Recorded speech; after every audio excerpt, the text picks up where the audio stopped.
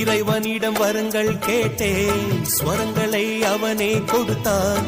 மனிதரில் இதை யாரும் அறிவாரோ? நான் பாடும் பாடல் எல்லாம் நான் பட்ட பாடே அன்றோ?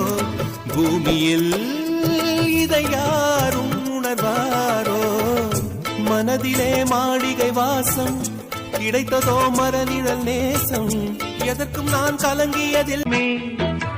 கேட்டாலும் தரவே நல் மனம் வேண்டுமே.